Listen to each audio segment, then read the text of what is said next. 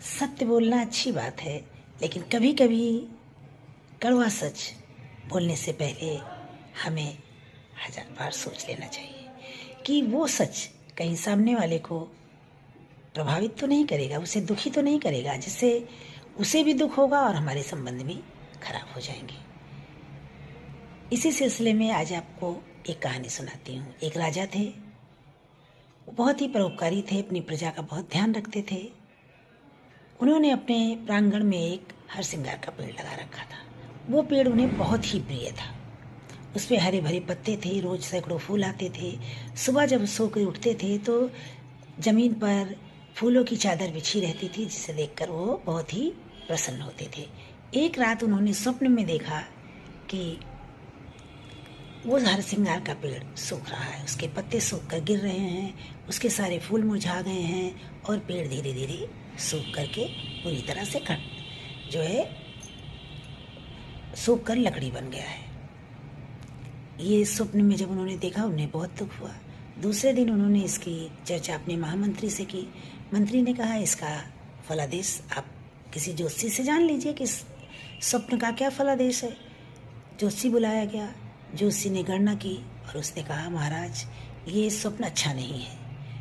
इस स्वप्न का मतलब ये है कि आपके सामने ही आपका पूरा परिवार, आपके नातेदार, रिश्तेदार सब मौत का ग्रास बन जाएंगे, मृत्यु को प्राप्त हो जाएंगे। ये सुनते ही राजा बहुत क्रोधित हो गए और उन्होंने उस ज्योतिषी को जेल में डाल दिया, कारागार में डाल दिया। फिर दूसरा ज्योतिषी आया। उसने पहले वाले का हश्र देखा था, उसने भी गणना की, लेकिन बात वही थी। उसने मुस्कुराते हुए कहा, महाराज इस स्वप्न का मतलब बहुत अच्छा तो नहीं, लेकिन इसमें कुछ अच्छाइयाँ भी हैं। अच्छाई क्या है? आप बहुत ही दीर्घायु हैं। इस स्वप्न में ये भी बात बताई जा रही है कि आप बहुत दीर्घायु होंगे, बहुत दिनों तक शासन करेंगे, प्रजा का उद्धार करेंगे, लोगों के हित का कार्य करेंगे। आपके सामने ही धीरे धीरे सारे लोग काल का ग्रास बन जाएंगे, लेकिन आप तब भी जीवित रहेंगे और स्वस्थ रहेंगे और प्रजा का उद्धार करते रहेंगे।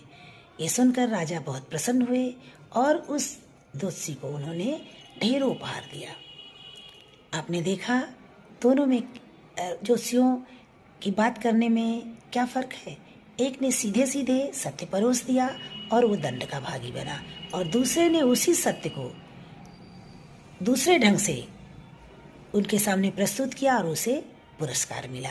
इसीलिए कभी भी कड़वा सत्य सीधे सीधे ना कहें, जिससे अगले को बुरा लगे। और आप भी